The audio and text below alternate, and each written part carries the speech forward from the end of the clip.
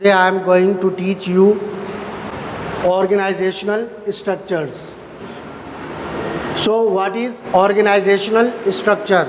We have already discussed what is organizing. Organizational structure means network of job position, responsibilities and authority at different levels. So see here the things which are very important to understand. The first one is network. That means it is a system in the organization, system of division of jobs, division of functions, division of work, and that's why it is called a network of job position. Job we know very well, specific work which is given to the employees. Clear?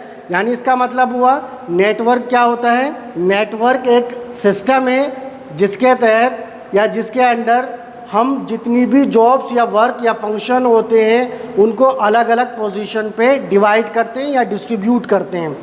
इसका मतलब है purchasing department है, purchasing एक function है, उस purchasing को हम अलग अलग तरीके से करेंगे.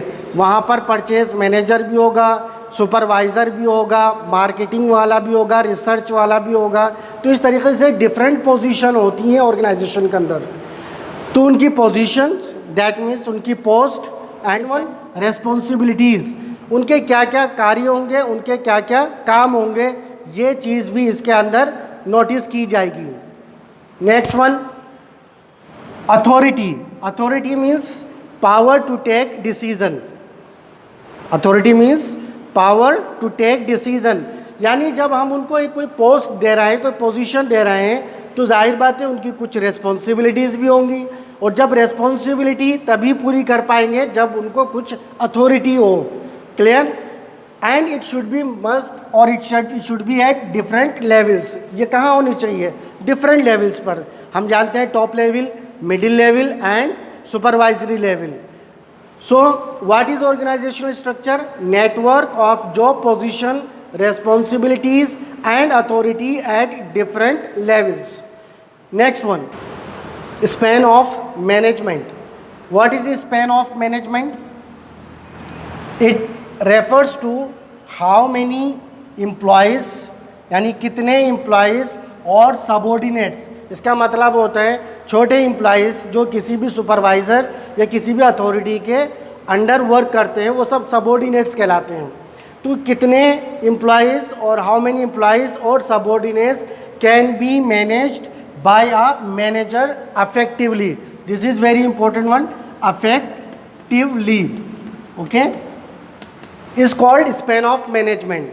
जाहिर बात है कोई भी मैनेजर होगा वो जितने चाहे उसको एम्प्लॉइज़ दे दिए जाएं, मैनेज कर सकता है, कंट्रोल कर सकता है, लेकिन वो अफेक्टिवली नहीं होगा.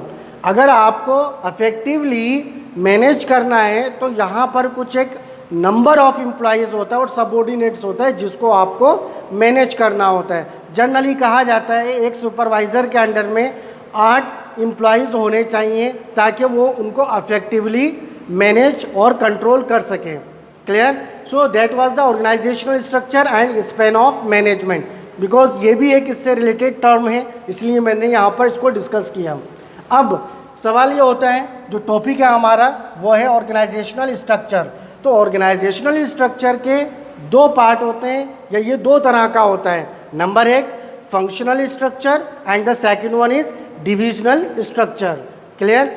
फंक्शनल स्ट्रक्चर क्या होता है? यानी यही सारी जॉब पोजीशन, रेस्पॉन्सिबिलिटीज़ और अथॉरिटीज़ फंक्शन के बेस पर अगर डिस्ट्रीब्यूट की जाती हैं, उस सिस्टम में लाई जाती हैं, तब ये एक फंक्शनल स्ट्रक्चर बन जाता है.